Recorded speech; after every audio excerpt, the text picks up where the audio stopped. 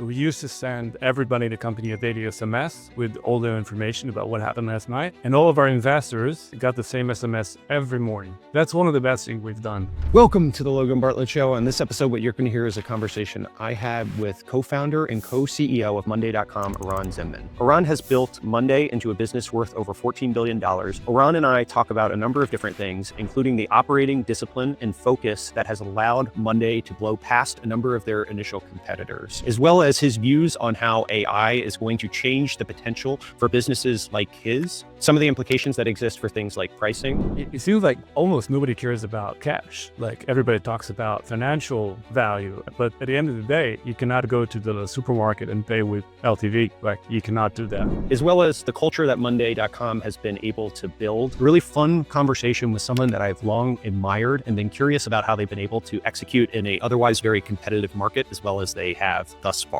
You'll hear that discussion with Eran here now.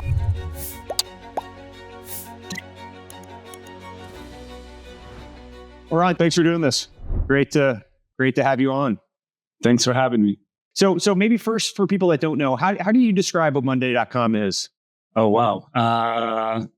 One word is work platform, but I'm going to need probably more than one word to describe exactly. That's good. Yeah. We have a lot of time here, so feel free to filibuster or talk as long as you want. Great. So basically, Monday is a platform where one of the main principles that we had from day one is to make it 100% flexible, which is very different from, I would say, traditional software. We give people the freedom to shape how to use the software to fit their specific needs. This has been a core principle for us from day one. Essentially, every business is different. Every business operates in a different industry. And it just didn't feel right to build one solution that will be rigid for everybody, that's going to force them to use our software in a very specific way. So from day one, we operated on this principle that we're going to give the superpower to our users to shape the software to their needs. And they basically do whatever makes sense to them for their own business. I know it sounds a little bit high level, but being a developer. We can dive into the specifics of all of that. One of the things that I heard you say that I thought was interesting is that you're not a big believer in ideas, but instead you fell in love with this problem, and that was how you oriented the business. Can you describe what this problem is that you started pursuing for Monday? Yeah, I think as a founder, often people's intuition is let's find a problem that nobody tackled before, or let's think about a brilliant idea that nobody thought about before. And I have this passion for let's think about an industry that's actually fully packed with other players. It shows that there's a lot of demand from customers, and let's try to think how we can disrupt it and build something better for those people. If you think about it, our initial product was mostly focused on work management and project management. That's probably one of the most packed categories out there. And then afterwards, we went for CRM, service, dev. Those industries have been existed for years. But we just came with a different approach. We wanted to build something, as I said, that gives a lot of freedom to our users, and just give them something that didn't have before as a tool. I think that a lot of work management software, for example, or project management software, they come with this concept of we found the best way to manage, or we found the perfect structure for people to lay out information. And I don't think a perfect structure exists. I think that's the wrong way to think about things. I think we need to give them the best tools and the best building blocks to help them solve their own problems. I want to get into the operating side of things, but maybe from a philosophical product architecture standpoint, this, as you mentioned, it's at least the original category you went after is certainly a crowded one. And some of the names that I think were ahead of you in terms of scale and at least maybe valuation as well, companies like Asana and Smartsheet and Airtable perhaps as well, were all buzzy at different points in time. From a product and insight standpoint, was it this flexibility that you think allowed you to be better received by the market? I mean, I think you've surpassed all those businesses from a valuation standpoint, and I realize you've operated very well. But was Was the insight this flexible architecture that sort of allowed for modularity that maybe those other systems were a little too opinionated to do? Yeah, but I don't think it's a product. I think it's just us in a totally different business direction, and we built a different kind of business.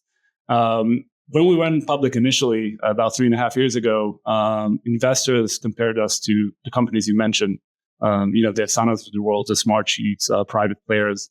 And that shifted over time because, investors, the market, and customers realized that what they buy is something much wider than that. It's the Monday platform. And work management and project management was one use case that we've built on top of that platform. But for example, now we have Monday CRM and Monday Dev. No player in each one of those categories competes in the other categories. So you won't find a CRM player who competes in the work management and vice versa. So what we built is very unique. We just built a different kind of business that initially can be compared to Asana or Smartsheet, but over time, the course that we took and the path that we took is very different compared to those companies. And definitely the flexibility allowed that, but also create a huge product differentiation compared to the other players. I guess I want to go down this rabbit hole a little bit. So from the start, did you think that you would have this underlying platform and build applications on top of it? Or was that something that you realized along the way that this was possible? Well, I would like to say yes, but that's not the truth. So when we started, we had one concept in mind, is that we want to build a platform that's 100% flexible. Both my partner Roy and myself were developers. So we always had in mind this concept of we have this superpower where we can write code. Now with AI, it's not such a superpower anymore, but we have this ability to customize our own software, let's say, and we wanted to give it to other people. And nobody knew what low code, no code meant at the time. Nobody knew what, platforms were at the time, but we just had this crazy concept that we stuck with throughout the way.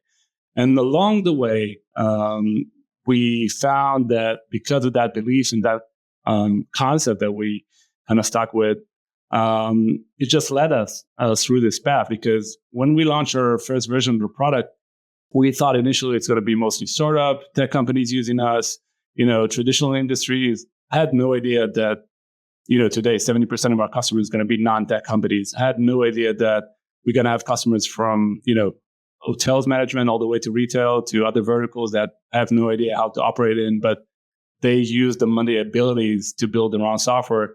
So I couldn't predict the path that we went through, and definitely not building like a full-fledged CRM or dev or service. That actually came from our users doing it themselves on the platform. So we were very open throughout the way and trying to change what can be achieved with the platform. But the core principles of that, flexibility that I've mentioned, it's been since day one.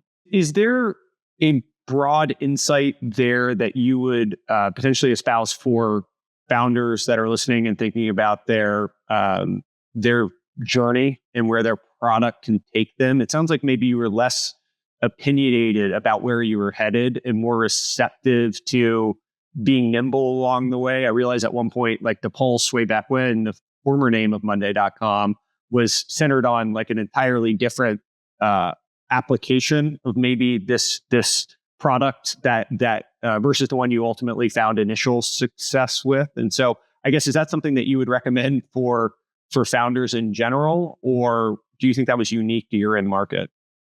No, I think that's something I recommend to other founders as well, because like you said, something that we really believe in is fall in love with the problem and what you're trying to build. And essentially, we saw a huge vacuum in the work management space and other markets as well.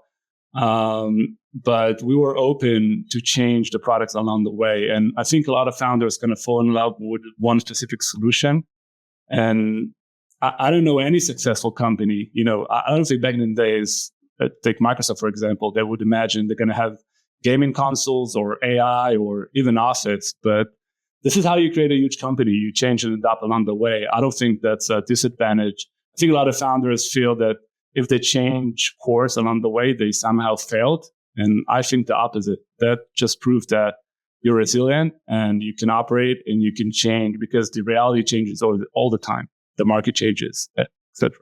In entering a competitive market, in sort of thinking about when there's a bunch of different solutions there, did you feel like there was this product architecture and flexible structure around, pursuit, not necessarily being prescriptive about how the problems are going to be solved? Did you think that was ultimately going to be enough of a differentiator, or was it just confidence in your ability to operate and execute? Because I want to get into some of the specific things that you did from a tactical level, but you guys have almost been a machine in terms of just your operating execution and all of that. So I'm curious, do you think it was requisite to have the product insight, or were you just confident in your ability to out execute people from a marketing standpoint, a customer success standpoint, whatever incremental thing there was? Yeah, I would say both, because you could be an execution machine, but if you don't got the right product, nothing can help you. And you might have the most amazing product, but if you fail to execute, eventually the company's going to fail. So definitely, I think you should have both. I would say that having a strong DNA in the company and being open to change makes you much more resilient over time. But definitely having the right product was a huge game changer for us. And again, I think it's not a matter of yet another feature. I think what I'm trying to emphasize here that I really see this as an evolution of SaaS software because definitely Salesforce was kind of the first pioneer of building the cloud software, SaaS subscription, principle and so on, which created a huge trend of many SaaS software out there. But I feel that with Monday and there's other players doing that, we built kind of the second generation of that, which is to give more power to our users and to allow them to use software the way that suits them. So I don't think it's a matter of a feature or a nuance in how we build the product, just a completely new way to help people adopt and use products over time. So I spent 6 years at Battery Ventures before joining Redpoint. I've been here now for 5 years, but I remember you were raising what I think was your Series B, and when you were at DePulse, and I was kind of brought in as a ancillary member of the deal team because I had spent time in broader project management. And there were two things that stood out to me about your business that were perhaps counterintuitive at the time, or not conventional wisdom that you guys were executing on, and I think has powered you in a meaningful way to where you are today. One was performance marketing and big brain, and you guys were unapologetic about this being something that you wanted to pursue. And I think that was at least, looked down upon a little bit in the venture community. I know that was certainly my sentiment at the time, so I can at least speak for myself. And the other one was more cash-based burn and thinking about collections and all of that stuff. And so I'd love to talk about those two things maybe separately. For people that don't know, can you explain maybe what Big Brain is and how you thought about performance marketing in the early days and driving growth for Monday? Sure.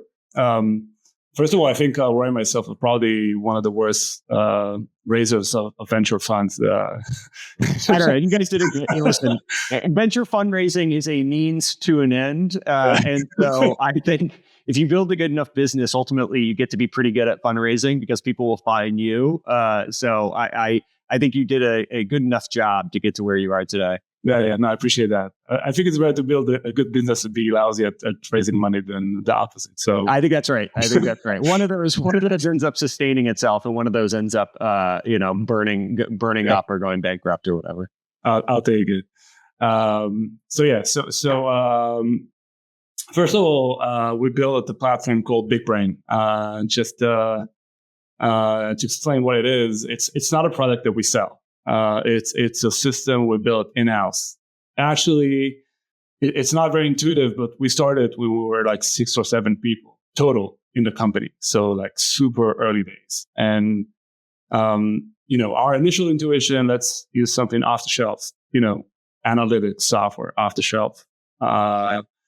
But I don't know, since day one, we had this huge inspiration that we want to build a big company. And we said that, if we want to be successful, we have to control our own destiny. We have to control information, and we cannot fly blind. We have to know exactly what's going on. We need to optimize and build a business that's very efficient, because back in the days, unlike, what happened in the later years, we didn't have a lot of resources to raise money from. Our Series A was actually 1.4 million.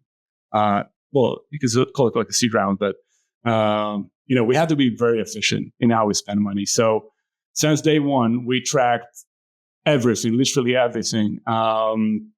Every campaign click, every visit to our website, every banner view, every YouTube ad being watched. And then because we built it on our own platform, we could track a user all the way throughout the sign-up funnel, conversion to payment eventually, expansion, and so on. So you could see like a complete user journey years back with all the data, all the touch points, everything that converted that user into a paying account, and eventually how they expanded over time. And first of all, having that data, that's kind of the main work we've done over the years. And then on top of that, what we built is a very efficient performance marketing engine that can kind of crunch all that data and let us know in a very specific way which campaign that we're running is very effective and which one we're losing money on. And also that, going back to your second point, like the question is, what do you optimize for? Like LTV, CAC, NDR, ACV, what do you optimize for? Because you can collect all the data, but then what's the target function? And for us, it was always cash, because, I'm a SaaS geek, freak, whatever you want to call it. Like I know all the metrics in and out, but I don't know if it's because cash was, out there in the last 6 or 7 years, but it seems like almost nobody cares about cash. Like everybody talks about, financial value and financial cost, but nobody talks about what actually goes in and goes out of the company bank account. But at the end of the day, I always say to people, I joke that you cannot go to the supermarket and pay with LTV. Like you cannot do that. People need cash in order to operate their business. So we always try to optimize for that. Like how much should we spend? Actual spend going out. When do we get the cash back? Do people pay us annually or monthly? Do they upgrade and so on? And I think that eventually what made Monday a very efficient cash machine over time. I'm curious. I want to unpack both of those a little bit more, but going back to Big Brain and setting up the culture or the operating discipline to track everything. I'm curious, at a quite literal level, how did you go about staffing against it and building the culture so that you could A/B test all these different things and track it? Was Big Brain was that a dedicated group internally that sat that didn't have like a singular functional responsibility, but went across organizations, or how did you ultimately build that up? Yeah, so practically, initially it was Roy and myself. We're both developers, but then we got out of that group of 7 people, we had one dedicated developer for that. Percentage was a lot. Right now it's a huge team, over 100 people in the company. And how many people do you guys have today? 2,400. Okay, wow. So it's a big portion of the business, 5% or whatever. But that's probably one of the best ROI we ever have in the company. Having Big Brain, we probably would have been twice the amount of people we are now just to operate the business without Big Brain. So again, this is an estimation, but throughout the years, we always thought about what are we doing that's manual? What are we doing that doesn't involve deep thinking, but rather like, manual work or just optimizing things that can be being done using a script or an algorithm. And let's put that into Big Brain, because we want people to focus on deep work. We want to focus on, moving the company forward and not operating the company. And Big Brain has saved us so much time and money over the years. And I just feel we would have been probably a different company if we haven't built this tool internally. And initially it was focused on performance marketing, but it sounds like it's maybe expanded from that, or do I have that correct? Yeah, initially it was focused on performance marketing. Also, we had all the company metrics on it. So, ARR growth and all the breakdowns, all the cohorts and DR. Actually, BigBrain was open and is still today open for every employee in the company, everyone. Whether you're a VP or you just joined 2 days ago, you can see everything. That kind of tied up to our transparency principle that was very deep in our DNA. So we had everybody's eyes on the company metrics. Everybody knew how much cash we're spending, how much cash is in the bank, how much we're collecting, how was the ARR yesterday, last month. So everybody still have access to BigBrain. So initially it was focused mostly on performance marketing and just seeing general company, analytics, I would say. And the 100 people today, is it mostly engineering, or does it have a bunch of different functional types of people within BigBrain? Yeah, I would say mostly engineering, data analytics people, but also product people. We care a lot about the user experience in BigBrain because they could build the most amazing tool, but if nobody uses it internally, it doesn't worth the investment. So we care a lot about usage, interaction, just make it, super efficient for everybody in the company. And I guess the cash point, maybe it sounds obvious, but or at least it sounds obvious when you say it at a high level. But as you drill in at a more fundamental level, there's obviously trade-offs in prioritizing cash collections. And so I'm curious how you thought about like $1 of ARR that you could get over the course of 12 months. Let's say it was paid quarterly or something like that, versus what was the appropriate trade-off to get that cash all collected up front? And like, how did you sort of think about what balance you wanted to optimize for the overall ARR versus what you could collect individually from a customer at that point in time?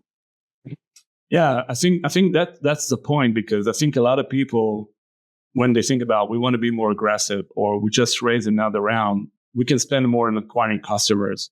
Let's say we got a great LTV of, $100,000, but so we can spend more to acquire those customers. But that's not the point, because when you recycle cash quickly, you can reinvest that into the business. I always say that our best investor has been our customers, because the fact they pay for the tool upfront, the fact we managed to get them on board quickly, allowed us to get the cash back, reinvest that into marketing. Essentially, let's say out of that 1.4 I mentioned in our seed round, we spent, again, I don't remember the exact number, but about 5 million in performance marketing using that 1.4.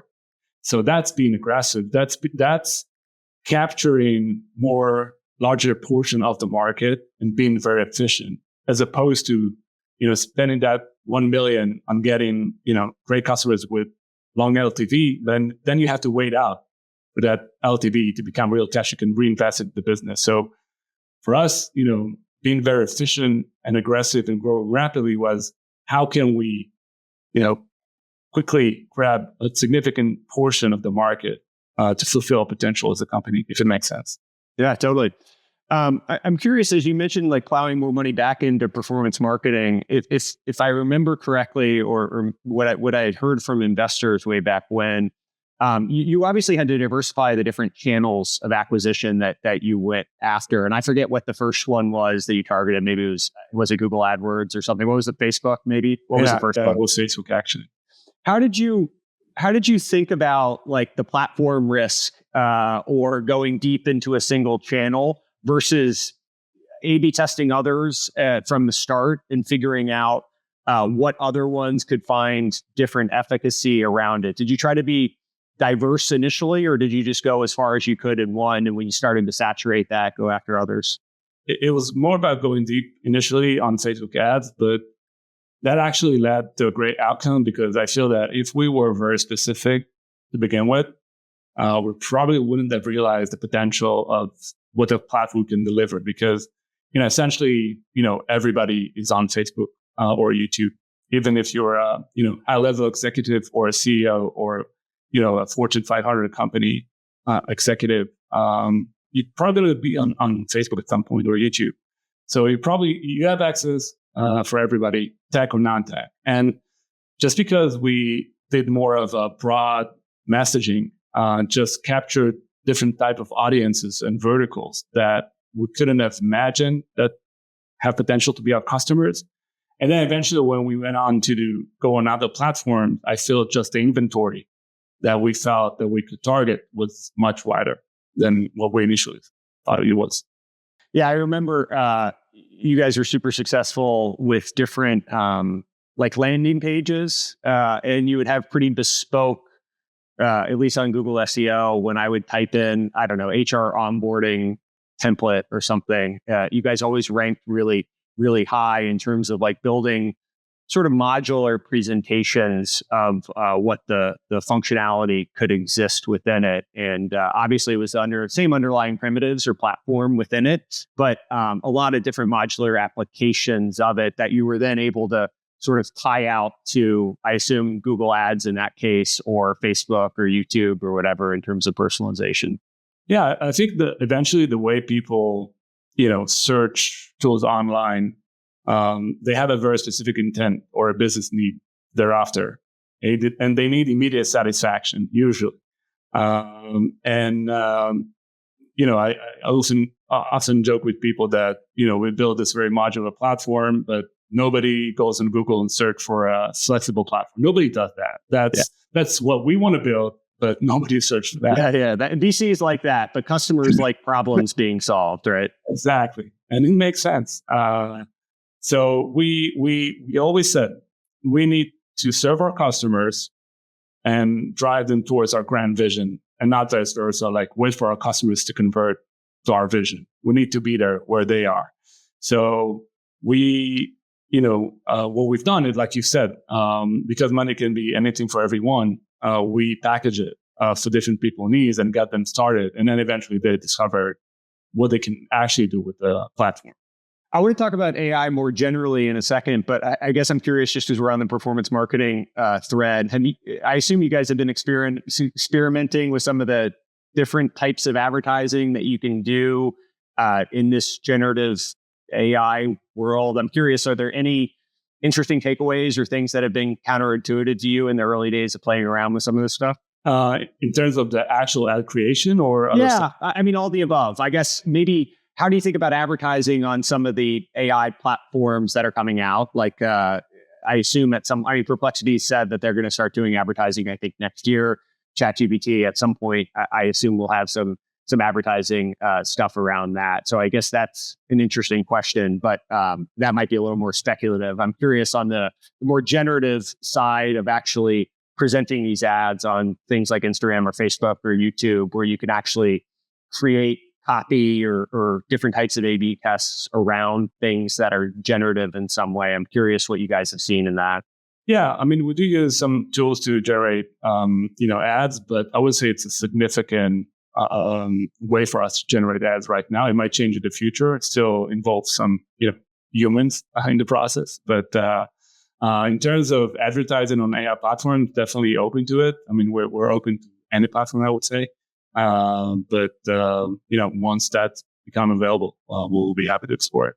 Yeah, it feels like you don't know which side of the coin. It's like the old adage of marketing. I don't know which 50% works, and I don't know which side. Like being early to some of those things, I have to assume, or it either presents a total waste of time and it's not going to be effective, or it's like enormously beneficial and super effective and very underpriced, and it's hard to know which one it's ultimately going to be. So I assume you want to be out in front of some of these things, trying to figure out which bucket it's going to go into. Yeah, I mean, look, eventually it's a free market, so those things even out over time. So we'll try. If there's a huge benefit to that, I'm sure other players will notice that. Yeah. Time. Typically, there's usually a couple quarters or so. Yeah. People not being totally perfect with it. So on the AI side, I'm curious how you all think of the opportunity as well as things you're thinking about maybe on the risk side for AI as it relates to Monday's business? Yeah. Well, first of all, I'm super excited for it. Genuinely excited for it, both on a personal level, but mostly on the company level. We've been working on a few things within Monday. So just to give you a high level overview. So far, the way we kind of see AI incorporated into Monday is in three ways. One, we built something that we call AI blocks within the platform. What it does basically is that people build automation on top of Monday. Automations, integration, basically, you can think about it like an automated workflow they build for themselves, anybody with their own business. And we built those, part of those blocks, in those automations are AI driven. So you can do a lot of work that used to be manual, used to be done by people using AI, whether it's to extract specific information from a document, all the way to auto-assigning people to different tasks based on their skills or anything like that. And that actually has been like literally exploding on our platform. Just we're a public company, so I can quote what we said on the last earnings call. That grew 250% Q over Q. Something growing 250% Q over Q. That means it's growing super quickly. We get great feedback, and customers have been adopting more and more of those AI features. So that's one thing that we added to the platform. The second thing we're doing is we have those different products on Monday CRM, work management, so on, Monday service as well. So for those, in each one of those categories, we build AI capabilities. Monday service is going to be able to auto answer tickets. Monday CRM is going to be able to do automatic exploration emails and so on. But that's something you see in other players in the industry, and I feel we have to do it just to compete with other players. And the third thing, which I'm very excited about and really ties to Monday's vision, is we're building just the same way you build a new board or a new dashboard in Monday. You're going to be able to build a new agent, an agent that's specific for your business. So we took the same principle of giving that superpower to our users, the same way we've done it with the Monday platform, just allow them to build their own AI bots or AI agents, if you like. So that agent not only can help you with the Monday platform, but can actually help you with your own business. So automate some of the things you do in your hotel, for example, or your shop, or your tech company, whatever it is. Just super intuitive, easy to use, and build your own the Monday way. So I'm very excited for this because it really ties with our vision of giving complex tools to our customers just in a very intuitive and easy to use way and allow them to build it themselves.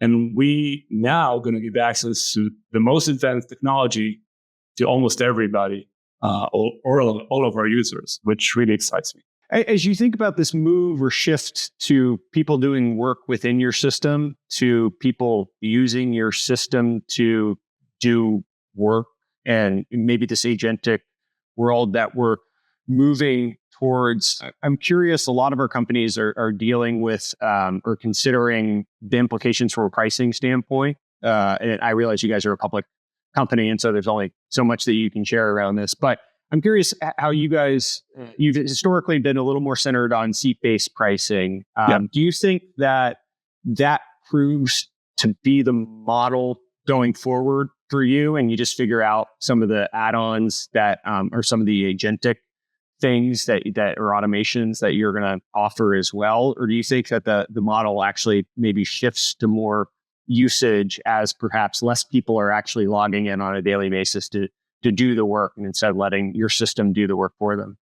Yeah, I actually think that AI probably not going to lead to seat compression. Maybe on some very specific tools like service-oriented tools or sales-oriented tools, but I don't think that's going to lead to seat compression. However, I agree that probably we need to price AI features differently based on consumption and actual usage. And I feel that's a great thing. I think, the fact that, SaaS software just align the values of customers and software makers, that you can cancel anytime, you have everything on the cloud. I think that, consumption-based pricing on AI just lead to more alignment between the value customers get and the company expenses and what they invest in. And I think it makes a lot of sense. I think most companies are headed towards that direction, and probably something that we're going to explore as well. You alluded to something earlier about where product insights came from and some of the realizations that you had about the potential of Monday, perhaps coming from seeing the number of different customers that were using it for different things. I think sales and service were maybe one of the examples. I had heard you mention that a lot of the material transformative features or functionality that you built out, though, did not come from the customers and instead came from your own intuition about what the product or the platform could do. Can you maybe speak to that and how you think about the balance of listening to your customers versus thinking about what the future could or should look like from your own intuition? Yeah, I think that's a fine balance you need to work on, because of course we listen to customers and we process their feedback and do a lot of things that are requested by our customers. But like you said, and I've said this before, the most significant changes that we've done that made the most impact on our business were actually not feature requests for our customers, but rather us driving towards our vision. When we initially launched automations, none of our customers wanted that. Like, nobody asked for that. But that was one of the most significant things we ever done. Same goes for the products, by the way. They've done it on our own platform. We've seen our customers go above and beyond building their CRM on Monday, which was marketed to them as a, project management software. Like, why would somebody do this? And not in the hundreds, and not in the thousands, in the tens of thousands. So we realized there's something here.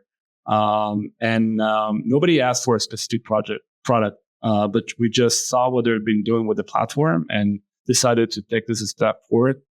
That was a huge decision on our side. Monday used to be like this one tool. Doing that transition of moving Monday from a single tool, a single software into a multi-product suite was a huge change for us. And again, it's a bet that we chose and we believe in, and paid off tremendously strategically. In the early days of building the company, you guys, both co-founders, were technical by background, but I get the sense that you dove into some of these competencies that you hadn't had exposure to in the past, be it marketing as one example. I'm curious how you thought about balancing building up your own knowledge and being the person that became a domain expert in an area that you didn't have competency in the past, versus bringing in different people to augment your knowledge and having trust or delegation that, this isn't going to be my core competency and I'll trust other people to run whatever XYZ function, and I'm just not going to go as deep into it. So I guess the question is, how did you pick what areas to go learn versus hire people in just to augment the blind spots you had? It's easy. We just chose to learn everything ourselves. That's okay, yeah. So you just do it all. I guess that's what the kids are calling founder mode these days. No. I mean, we are the amazing people, but we never thought it was a good idea to let somebody build what we call like a black box within the company. And we always cared about every tiny detail. Roy and myself were, like I said, we're developers, but we're also obsessed with details and data. I'm not sure every manager loves that, but that's what we care about. And we also try to think from our own perspective on what we feel is right. I would say that along the way, you mentioned you saw us when you were in Battery Ventures, but we didn't always go through the conservative path, I would say. Like, with performance marketing, with Big Brain, with the name change, with the fact we didn't have a sales team, product-led growth. Like we always felt like we're misunderstood, or people look at us like we're thinking in a different way. But we always been loyal to what we feel is right, and I think it just led us in a path that's unique to us. Created a lot of opportunity for us as a company as well. This is who we are. I don't know, but we're both come from developer background, but we wanted to learn how to do marketing our way, with code, with data and analytics. And I think that what helped create a marketing engine that's very unique. Were there areas you had to teach yourself to care about, or that were more like eating your vegetables versus eating dessert in some ways? Or did you find enjoyment in the totality of the operating details and things to focus on? No, I mean, we learned a lot along the way and made a lot of mistakes. Look, initially, we had going back to 2018, 2019, I thought we never going to have a sales team within the company. That was obvious to us, maybe a little bit before.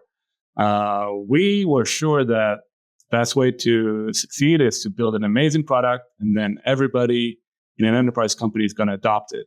Like, we didn't know how enterprise companies work. Like, that's the main thing. We had to learn this the hard way. Like, we learned that, larger companies require different process of implementation, different sales process. The way we frame it to ourselves always is we need to build a bit better products for our large customers. And a better product is not just the software itself, it's also the process around it. It's the buying process, it's how you convey information to them, how you explain to them what's the value you deliver. So we always think about building products, just sometimes those products involve humans as part of it. I'm curious, how did you ultimately find religion or change your perspective on hiring salespeople? Was it a customer? Was it an executive? Or ultimately, how did you switch your perspective around it? Yeah, I mean, look, we want to win.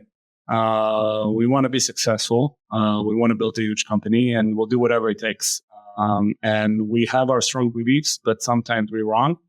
And we'll do whatever it takes. And at some point where you realize that something is not working as you expected, you try to go back to all those principles and re-examine them. And we've done this several times throughout the life of the company. And now I'm super excited about the amazing sales team we have. We have almost 1,000 people in our CRO group. So it's one of the most amazing teams. I love it. I'm obsessed about it. It's I just feel it's basically what made the company what it is today. So without it, we were a totally different company. I'm curious about the customer success side of things. So I think you, I'd heard you read Delivering Happiness, and that proved to be pretty influential in terms of how to service customers. Can you maybe speak to that and the philosophical perspective that you all have about customer service and how you go about responding to customer requests or inquiries or anything along those lines? Yeah, so we're obsessed with delivering amazing service to our customers. It's been like this from the very beginning. I just feel eventually when you build an amazing software or a business, almost the only interaction the customers have with the company, which is a human interaction, is with people with customer support. Those are the people they meet. This is their perception of who the company is, and you want them to have the most amazing experience. So I feel that that's a major part of building a very strong brand over time. And we built a few cool things. Maybe I'll start with something a little bit unrelated, but I think worth mentioning. When we were a small company, I remember one day, like 30 people, okay, like really small. I remember one day I got a complaint about a customer support team that didn't answer a ticket within a few hours. And actually, it was a lunch break. So I went to their room, and the phone was ringing, and nobody was there to answer the phone. They were all on a lunch break. And I remember asking myself, like, what happened? Like, how can we improve this? And, and at this point I realized that we need to measure them in a better way. So one thing that I feel a lot of company misses, what do you optimize for? What is it? Time for them to wait, customer satisfaction. So we work really hard to get the KPIs right. Like, what do we optimize for? And we have a very sophisticated system within BigBrain of measuring that our customer success is really doing the best for our customers. Because sometimes if you optimize just for one metric, you get the wrong result. Because if you optimize for answering time, people might answer quickly but inefficiently. If you optimize for other metrics, so getting the right KPIs is the most important thing. And then create another thing that I'm really proud of. You can email directly to Roy and myself. So we have like email to the CEO feature, which I really like. People that are frustrated or feel they're doesn't get the service that they wanted, they can actually email Roy and myself, and we go through those emails every day. I don't answer them directly, but I go through them. We have a team dedicated for that. It's also something that we really care about. It makes a lot of sense. And I mean, it's a great principle to have. I think from the early days too, you guys set like an SLA around response time or how quickly you were going to get back to customers. Was that something you had seen in the data, or was that just a philosophy that you wanted to impart within the business? We said that the first thing to create a great service is to answer to people quickly. That's the bare minimum we need to focus on. So that was kind of the initial metric that we try to optimize for. And then we made it more complicated just to make sure to get the best service as well, and not just a quick answering time.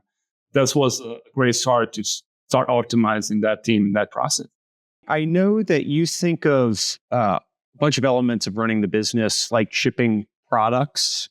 I'm curious how that applies to things like culture. Like, how do you think about setting a product ethos in different departments in how to make the org operate consistently from that approach? Yeah. So first of all, one core principle that we always had is giving people as much ownership and autonomy as possible. So even now, with the new products that we launched, each one of those teams is independent. They make their own decisions. They have their own KPI, and they drive the company forward, which I love because we created this startup mentality within a large organization, and they're very ambitious. They're quick to respond, and they feel the ownership is on their shoulders. So I think that's something we've created that's very efficient. If you look at the sheer percentages, our R&D is relatively small compared to other companies, just in terms of expenses. We always believe that having a small team that's very effective is much better than have a lot of developers moving very slowly. So we always optimize for talent. We always optimize for quick decision making. I think a lot of time being wasted on choosing A or B, where I feel choosing either is good. So it's just about, let's move forward, make decision. You bring smart people, probably either choice is going to be great. Let's move forward. So we give them this ownership, and we say, we trust you, go forward. And that led to the most amazing results within the company. I think that companies begin to slow down where you have to get management confirmation for everything you want to do. So we try to avoid this as much as we can. Yeah, I've heard the false trade-off, especially when shipping products, but I think this applies to anything. When do you want it to be high quality or do you want it to be fast? And I think consistently all the best product teams or engineering organizations that I work with, they tend to ship fast and they tend to ship high quality. And so it's this false dichotomy that we put in that time and quality are at odds with one another. And I assume that applies to your A or B. Why not both kind of philosophy there? Yeah, the faster you ship, the faster you get feedback, the better product you create over time. What types of people have you found to be successful within your organization? And I guess as you interview or think about traits that you uniquely seek out versus not, that might be different than other organizations? I think people that like to take ownership, like to drive things forward, doesn't like to be micromanaged, and want to make their own decisions are the people who flourish in Monday. Even though we're a public company and we might look from the outside like a success story, inside, internally, like we feel we're constantly failing, and we feel that we haven't accomplished like 1% of our potential. So I just feel we have so much we can accomplish as a company, and everybody share this thing that we're just getting started. And I love it. Like there's a feeling of, we're still hungry. We have so much we can accomplish. I just feel we have so much potential that I don't want to waste. I feel like we were given the most amazing opportunity as a company, given the platform, just the broad customer base, the different product suites. There's so much we can do, and no one to blame, like only ourselves. Like it's on us to deliver. We have huge TAM, huge customer base. They love the product. Almost no limitation. It's really up to our own execution. So on one hand, makes a little bit nervous, but on the other hand, you control your own destiny. So I love the challenge. In interview settings, one of the things that, and this maybe is really dated, so I'll make the reference and you feel free to correct how you're doing it today, but that you all will ask open-ended questions to hear how people talk through or think about different problems. And one of the examples that I had heard you reference was I think related to the Facebook, and I think it was like a timeline or a chronology of friend-related things versus maybe a more algorithmic feed, in having people talk through how they would think about the trade-offs. Can you speak to? I maybe have the example wrong, but can you speak to maybe the interview questions or what you try to get out of a process like that? Yeah. Also, interviews is something that we learn how to do the right way. I still feel we have a lot to improve, but I think traditionally, the way people interview people is they go through their CV. I don't know. The way I experience it is that people, for 45 minutes talking about the resume, it's usually doesn't give you a lot of information about the person in front of me. And I try to avoid that. I try to minimize that part to 5 minutes. And then I try to ask them questions, not about their history or their work experience, but actual questions that probably they're going to need to answer on their first day at the job. But I cannot ask them questions about Monday because like they have no knowledge on that. So I try to find a different product or a company that might be a consumer-oriented company that they might be using, and then ask them like intuitive questions and just see how they think, and then challenge them and then see how they react to that. So learn more about their thought process and how they, think and handle conflict or handle uncertainty. And that gives me a lot more information about the person as opposed to just go through their work history. Do you uniquely take on this responsibility, or is this something that you encourage the rest of the team to do as going through an interview process? No, it's something we apply throughout the company as like one of the principles that we do when we hire people. Are there other things you've learned about the interview process or hiring from a candidate standpoint? I'm not sure if it's related to back channel references or how to run an effective process. I trust, given your operational rigor, that you thought about and maybe A/B tested a bunch of different ways of going about interviewing. So I'm curious if there's any lessons there. Look, surprisingly, I think the most important thing when you interview a person is to get, it might be not intuitive, but to get as much confidence as you can before the interview. So when we are supposed to meet somebody, we try to find as many people that worked with that person before through our own network or the network of our network, and try to find as much information about that person from people who actually worked with him or her before. So that gives you a lot of insight of what's working and what's not, and can you really be deliberate about the questions and also find the best candidates before the interview. So that's something we really try to focus on in our process. You guys went public, you said 3.5 years ago? Yep. Is that something you encourage other people to do? Has that been a net benefit for the business, or is it just a stop along the way, and you're indifferent to the pros and the cons of it? Look, I love the fact that we went public. If I had to go back in time, I would do it again. The process itself wasn't as enjoyable as you might think.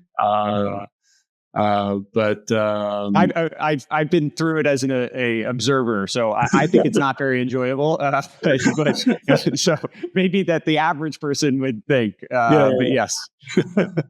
I think being a public company brings a lot of benefit. I personally really love the quarterly cadence, the fact that we have to think every quarter.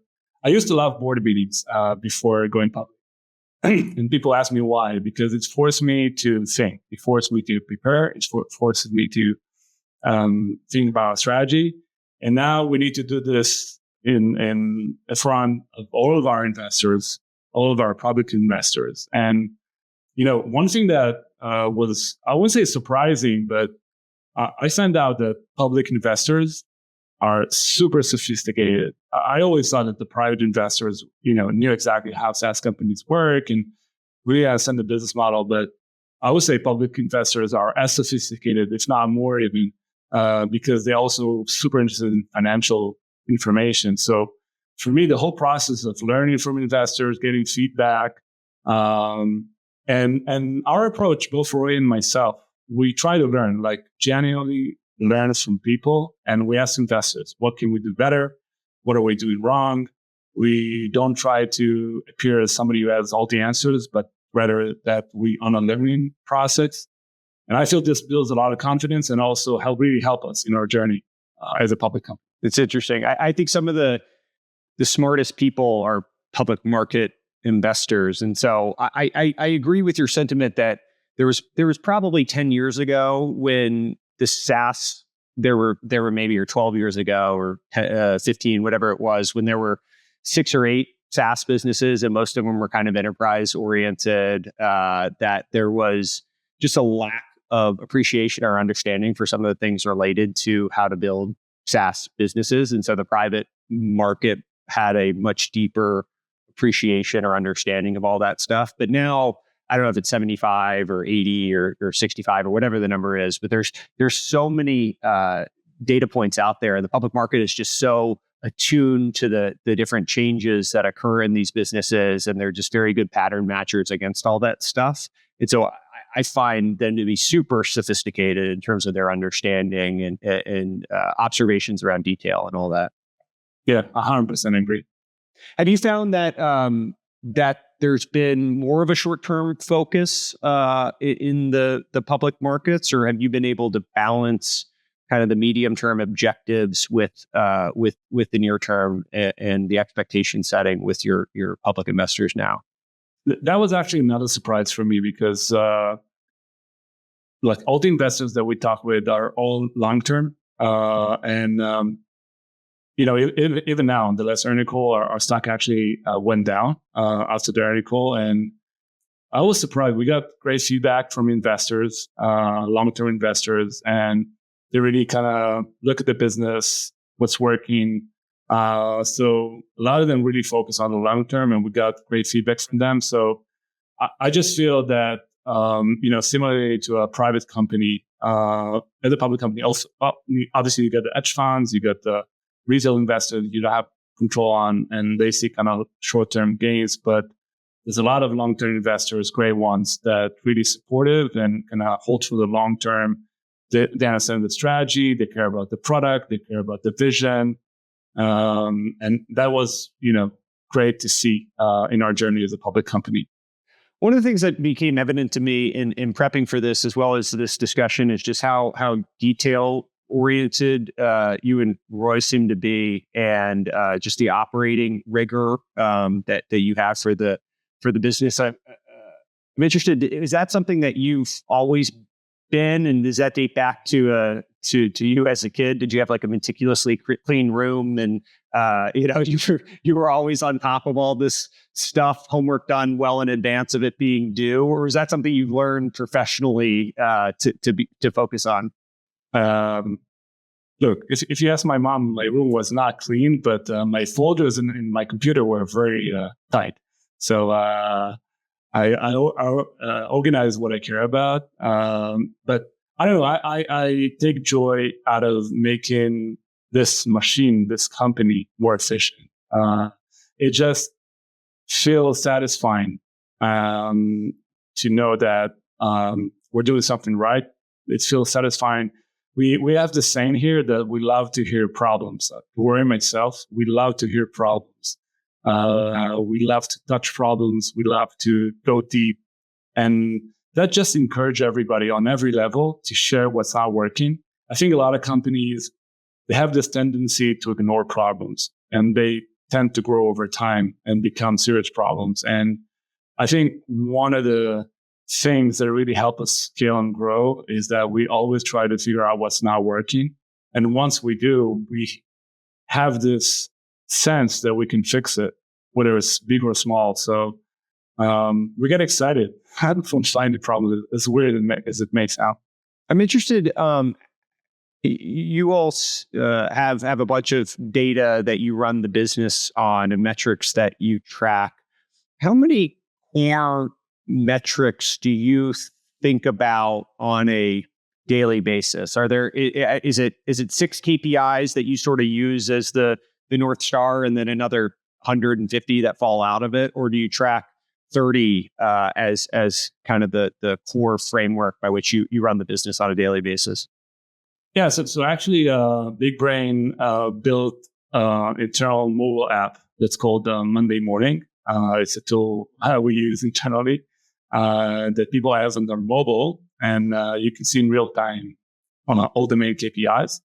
So I would say on a daily basis, I probably track around 10 to 15 main KPIs. But this app, and if you go on Big Brain on your laptop computer, you can kind of drill down to anything you like. So if something is not growing as we expected, we can drill down and see the information.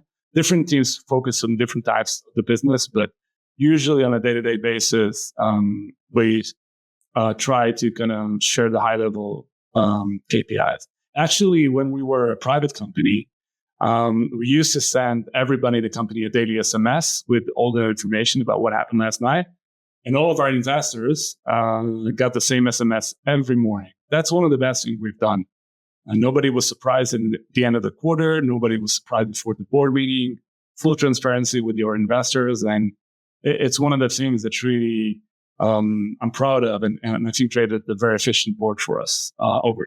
Do you think that led to better accountability within the organization? I can imagine that could be a little anxiety inducing in different organizations, but it sounds like you guys found a way to just be transparent and upfront about it. I think being transparent removes anxiety, because anxiety comes from problems and problems you don't fix. Not because something happened. Everything happens, even to the best companies. You have bad quarters, you have bad years, you have bad months. Nobody's perfect. But the fact that it's out there and you talk about it and you fix it just reduces the anxiety. So I just feel that being transparent and, immediate in how you tackle things and fix them just remove the anxiety. You're one of the few public companies that I know of that has evolved with a co-CEO model. How have you been able to make the partnership work as well as it has? Are you 12 years in now? 11, something like that? 12, yeah. 12.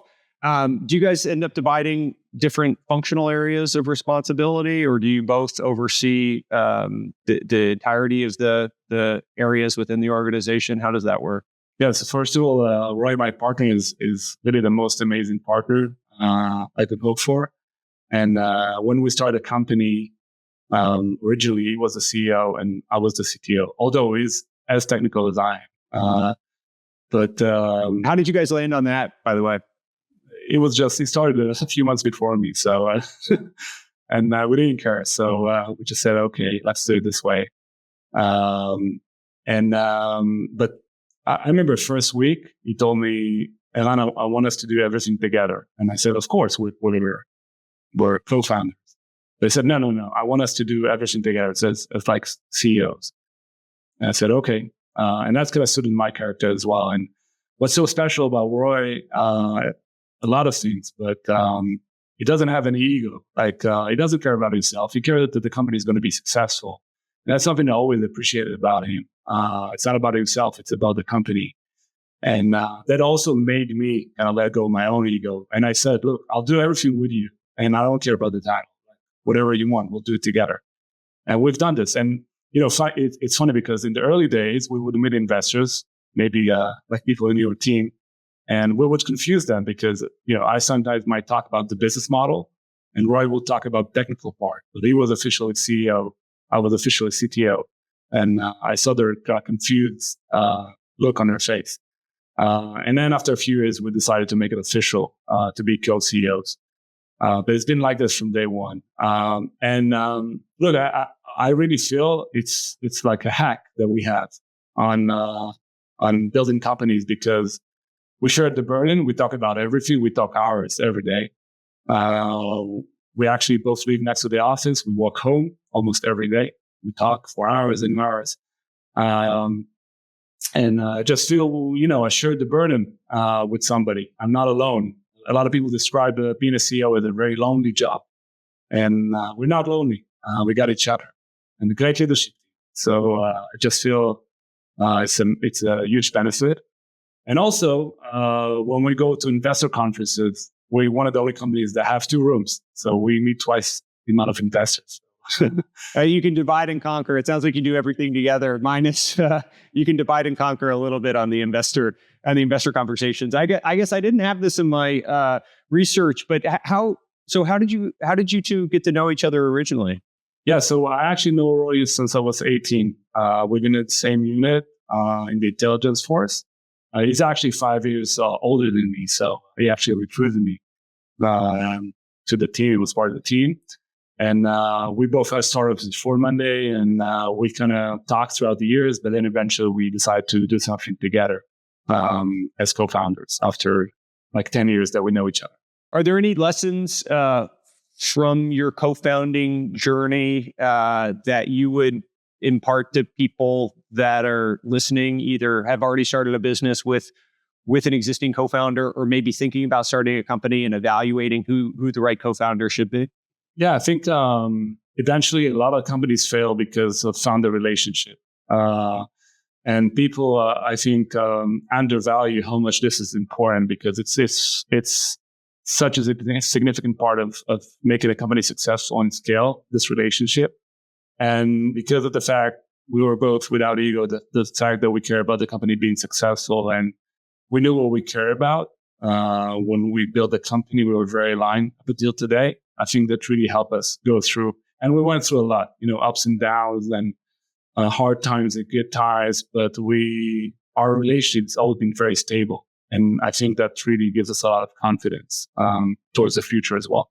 One of the good things and potentially bad things about these podcast platforms is they're fairly persistent, and so I think this is going to be up on YouTube or Apple Podcasts or Spotify for a while. If someone's listening to this in 5 years' time, where do you hope Monday is from a business standpoint? What do you hope to be accomplishing that you could maybe call your shot now, November of 2024? Look, I'm not the best person to predict the future, but you've done a good job with Monday, or at least building towards the future in some ways. So you're as good as any. I'll tell you what we aim for as a company. Look, Monday have built this amazing platform we're very proud of. It's very unique, and we built those products on top of it. Eventually, I see a future where companies buy Monday for their business and run the core of what drives their business on Monday, whether it's work management, CRM, dev service, another tool. And by doing that, the compound value of using different tools from the same vendor just releases so much information, create everything much more smooth between different software. A lot of the information, if you think about today, is siloed. If you use, Salesforce, for example, and Zendesk and Jira, it's, great platforms, but eventually they don't communicate with one another, and data is captured and siloed within each one. And Monday really liberates that information and make everything accessible across all tools. And on top of that, everything is so flexible, so it really suits your business. So definitely see a future where, companies big or small buy Monday and use it throughout their company. And on top of that, definitely AI is going to be a major part of that. So I feel Monday has one of the biggest potential to be a significant driver in AI adoption for our own customers. So I see a future where a lot of the work is being done using AI on Monday. A lot of the work is being managed on our different products, and companies literally run on Monday. Well, as we wrap here, one last one for you. I'm curious if there's a piece of conventional wisdom, either in Silicon Valley or about operating companies, that you hear espoused from I don't know, VCs, people with podcasts, or anyone else blogs that you disagree with, or you just found to be fundamentally untrue. Are there any counterintuitive things that stand out to you that you disagree with? Wow, a lot. But I would say my main one is that it's something I mentioned before, but failing is one of the most amazing things that you can do as a person and as a company. And failing often makes you perfect over time. And this is something that I not only do myself, but also is a key and core part of our company DNA. And we encourage people to try and fail. And we said to them, like, we're behind you. We trust you. Failing is part of the process of making the most perfect company. And let's just continue and fail until we succeed. Yeah. Well, that's great. Eran, thanks for doing this. It was great to have you on. And really appreciate you making the time. Thank you so much. Thank you for joining the Logan Bartlett Show with co-founder and co-CEO of Monday.com, Eran Zinman. If you enjoyed this discussion, I'd really appreciate it if you subscribe on whatever podcast platform you're listening to us on, as well as share with anyone else that you think might find it interesting. We look forward to seeing you back here next week with another great guest on the Logan Bartlett Show. Have a great weekend, everyone.